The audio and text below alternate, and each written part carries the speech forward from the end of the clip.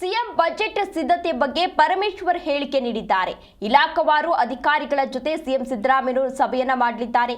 ನಮ್ಮ ಇಲಾಖೆಗೆ ಬೇಕಾದನ್ನ ಸಿಎಂಗೆ ಕೇಳ್ತೇವೆ. ನೇಮಕಾತಿ, ಹೊಸ ಪೊಲೀಸ್ ಠಾಣೆಯನ್ನ ಕೊಡಬೇಕು.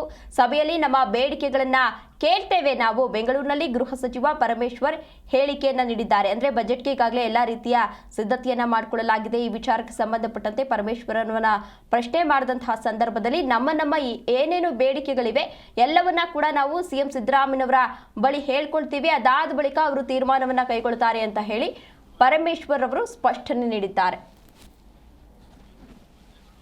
ಪ್ರಿಪರೇಷನ್ಗೆ ಇವತ್ತಿನಿಂದ ಪ್ರಾರಂಭ ಮಾಡ್ತಾ ಇದ್ದಾರೆ.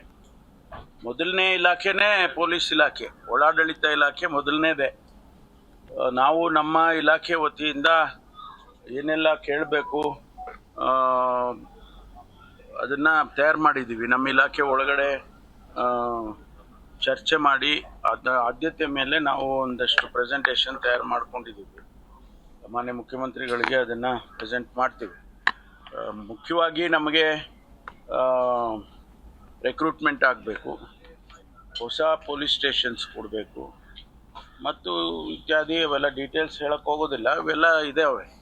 ಅದನ್ನು ನಾವು ಅವ್ರಿಗೆ ಪ್ರೆಸೆಂಟ್ ಮಾಡ್ತೀವಿ. ಸರ್, ನಿನ್ನೆ ವಿ.ಜಿ. ರಾಮ್ಜಿ ಬಿಲ್ನ ರೆಸಲ್ಯೂಷನ್ ಮಾಡಿದ್ದೀರಿ. ಇಟ್ಸ್ ಇಲ್ಲೀಗಲ್ ಅಂತ ಹೇಳಿ BJP stand. How do you look at it sir? ಸದನದಲ್ಲಿ ರೆಸಲ್ಯೂಷನ್ ಮಾಡೋದು ಯಾವುದು ಇಲ್ಲೀಗಲ್ ಆಗೋದಿಲ್ಲ.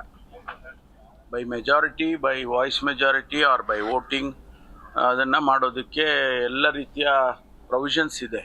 ಲೆಜಿಸ್ಲೇಚರ್ ಪ್ರೊಸೀಡಿಂಗ್ಸಲ್ಲಿ ಪ್ರೊವಿಷನ್ಸ್ ಇದೆ. ಅದನ್ನು ಮಾಡಿದ್ದೇವೆ. ಅದನ್ನು ರಾಷ್ಟ್ರಪತಿಯವರಿಗೆ ಕಳಿಸ್ಬೇಕು ಅಂತಲೂ ಕೂಡ